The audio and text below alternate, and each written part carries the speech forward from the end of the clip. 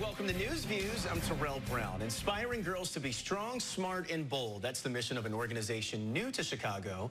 Girls, Inc. will launch this fall at Ruggles Elementary School, serving the Chatham, Greater Grand Crossing neighborhoods.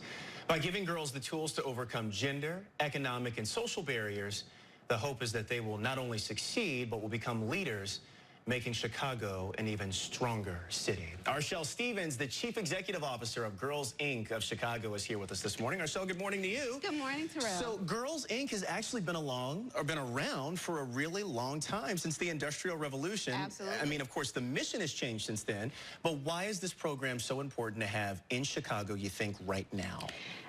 It's the time.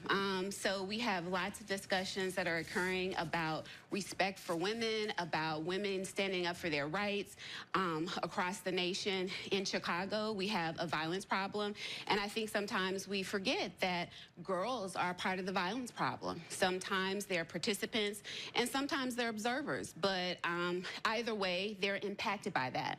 And that's one of the things that I want to mention, too, because there are a lot of programs all across this city to help young people. But when we're talking specifically about our girls, do you think that they're shortchanged just a bit?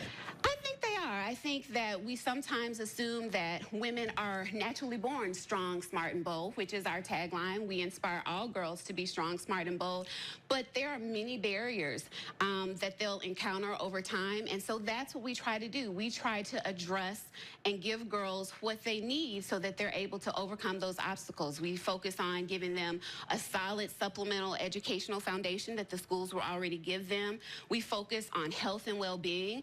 And then when it comes to health and well-being, we want them to understand about good relationships, healthy relationships, and then we want to prepare them for leadership. So yes, they have been a little shortchanged. I think we assume that they have all the tools that they need, but Girls, Inc. is here to reinforce that and make sure that they have the tools that they need. And take me into Girls, Inc. just a little bit here. A day in the life of the program. If I were to come into a school and watch what you guys do, what is that?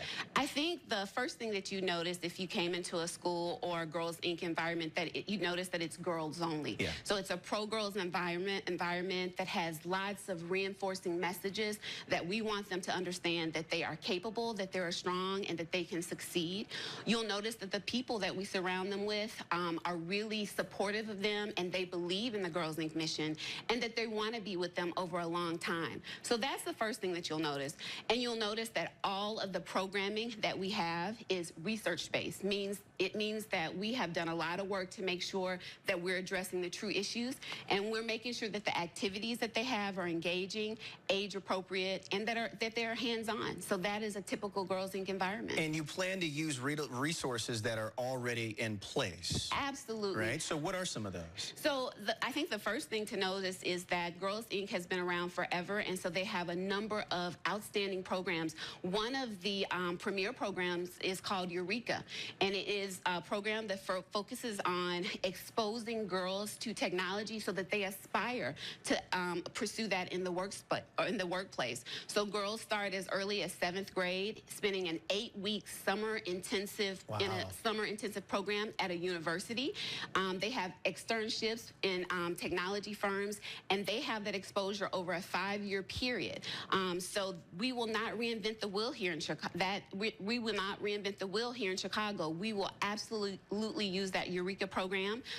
There are many people in Chicago who already work with young girls as volunteers. We won't reinvent the wheel there. We'll use volunteers to supplement what our program facilitators do at the schools. So we will use volunteer programs, mentorships, research-based programming that is already available to us to support this great work that we want to do. And when these young girls finish this program, what is the lesson that you want them to walk away with? Again, I go back to our tagline because it is so appropriate. We want them to be strong. We want them to know, understand their bodies. We want to understand what their bodies do for them.